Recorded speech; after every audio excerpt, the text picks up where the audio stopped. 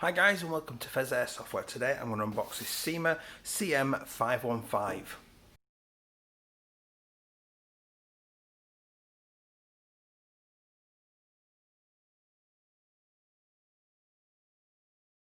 Hi guys and welcome back. If you do enjoy my video today, please do like and subscribe because you'll be really helping me out. So we've got another user request here. This is from the recent £500 Taiwan gun order unboxing, and we've got here the CM515 or M4, an M4 variant, and this was requested, so I picked one up to show people and see what they think. So as we get with these cheap ones, this is one of like the sort of 60 or so pounds M4 variants. I will put a link in the description below.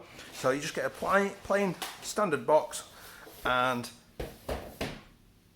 there it is. Obviously we saw from the big unboxing, the order unboxing, I couldn't contain myself and rip this open. So we've got, just to target, a little bit of instructions in there. You've got a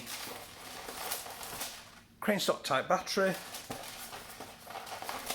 which will, I'll charge that up in a minute, we can see test firing on that. Get those out of the way, bits of polystyrene. We've got plastic high cap mag. The one that came with our 506, my son uses that and it's still going strong now, it still works, so I can vouch that they are fairly decent quality. You've got a charger down in the corner there. It is the EU style, so obviously being in the UK that's no good to me, but it's here and there. Little bag of BBs, little cheap sling. I promise you that will break very, very quickly, so don't expect much out of that. And there is the 515. We've also got a cleaning rod in under there. So that is really, really nice. I am so impressed with that. It's the same build quality, plastic build quality as the 506 and the 513 that we've had. It's obviously just a different design. So you've got in there a metal outer barrel. You've got, obviously it's a key mod front handguard. This is all plastic, but those rails are movable, so you can remove those rails and reposition them wherever you want. So it's just a case of, if you see my video the other week, undoing the screws and it'll slide back and out. Don't fully undo them, you just loosen off like a connector that holds it in. So you literally just loosen them enough that the rail slides out, and then you can reposition it wherever you like to. And it's handy that they've given you 3 of those. I often like, not that I ever use them, but I like to have a torch mounted on most of my own kit. I just think it looks nice for some reason. So obviously I can mount those wherever I want. Maybe get a little vert grip, although I always tend to grab the mag well anyway. But it's great value, absolutely great value. The fact that they've given you all this space and some rails on it as well. You've got a nice flip up sights there.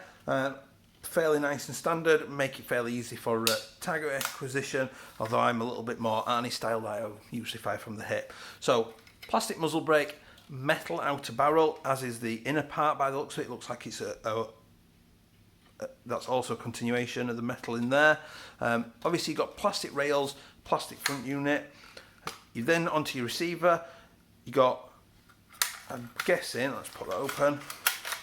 It doesn't lock open on the bolt release, but for 60 odd pounds, what do you expect? So you've got a traditional M4 style black plastic hop unit in there.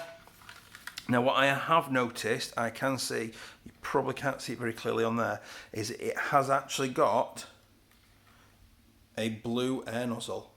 So I'm wondering if this is going to be like the 513, where it's going to have the blue plastic internals for the tappet plate, the air nozzle, just a little bit better quality. You then got really nice moulded shaped pistol grip there. Your selector, a little bit weakly clicks into place, but you know, it goes in. Mag release, you got your stock. Now I did say on the unboxing, I really dislike that style. Why they've done that I don't know, because CYMA make much better quality ones, but basically I will be doing a separate video in the future that shows you how to modify this to make it easier. And ultimately all of this bit here is going to be trimmed away. I'm going to probably use my Dremel with it, and at least this bit here is going to be trimmed away as well. Might look at trimming that back as well, but we want enough that it will sit securely in there like that. But basically by trimming those away, it gives a lot more room to the wires running about in your stock to not get caught and nipped and things like that. So I'm a little bit disappointed in that, but it's definitely not a deal breaker. By the looks of that as well, we actually could easily just get away with just taking off the bottom part, which most of that you could just break off with some snips, but we'll do that in another video. So I'm going to go away, I'm going to chrono this to double check the FPS of this, and I'm going to charge up the NIM type battery that comes with it, and we'll see what the kind of FPS and the battery performance is like. So I'm back from the chrono then now, and I have chronoed it, and we've got pretty much bang on the money 330 FPS. I think averaged out at like 331 feet per second. That was over 20 shots with 0.2 gram BBs. The magazine fed lovely. Unfortunately, I'm not shooting it on any sort of range. It literally is just in a little bit of space in my house that I'm chronoing it. Excuse me. There's BBs everywhere as well, which is terrible. So what we're going to do now is we'll stick some batteries in it. I'm impressed with the consistency as well, that it was pretty much the highest I got out was 334 was the highest, and that was like a sort of one-off. Everything else was 330 or 331, so I was really impressed with the consistency of that. So there's our wiring coming out. We'll get the crane stock. So this is the battery that's supplied, so that's an 8.4 1100 milliamp NIM type battery. So I'm just going to plug, I'll drop that in, put the connector on. So safe, nothing, semi, nothing, auto, nothing. Possibly a dud battery, possibly a burst fuse. So let's try and see what happens with our normal batteries. So I've got the 7.4 milliamp Nuprol that we use. 7.4 volt LiPo, 2200 milliamp. So semi, nothing, and it looks like the fuse has popped. So I'll come back in a minute and we'll sort that out. Okay, so after a little bit of poking around, I was getting all excited thinking, yes, I can film a disassembly now, sort out whatever it is and tell people. Yeah, it turns out basically just one of the contacts had come off the motor, and that was literally it. So never mind, I'll film the disassembly later. So now we can test out the crane stock battery. So connect that up. So this is the included 8.4 volt 1100 milliamp battery. So obviously it's safe, nothing, semi. That's quite respectable actually. You know, NIM batteries are not as bad as I sort of seem to be remembering them. Obviously, because I'm a big convert now to LiPos, I'm obviously remembering them far worse than they used to be. So that's not bad, but it won't last you a full day. To be fair, 2200 probably will in a LiPo, or close to it, depending on how trigger happy you are. But generally, these power the gun better than a NIM does. So next we've got the 7.4. So safe, semi. It's definitely snappy. It's definitely turning over that little bit quicker. Full auto. Now there's not much difference in that, but obviously that 7.4 volt battery is definitely powering that much better because it's a lot snappier. You don't get that same kind of delay.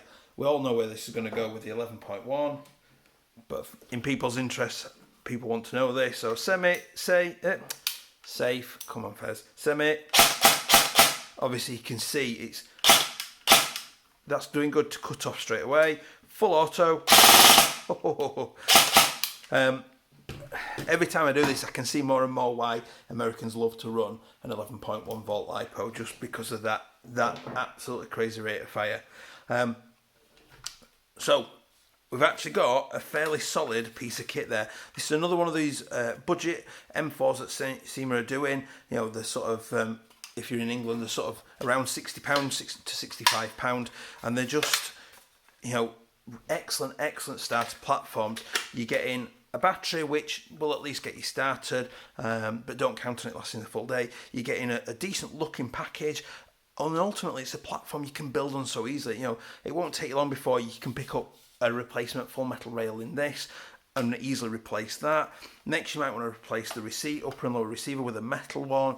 You know, put a metal stock tube on it. It's very quickly going to be easily changed into a full metal piece of kit or whatever you want. It's just such a versatile piece of kit to use.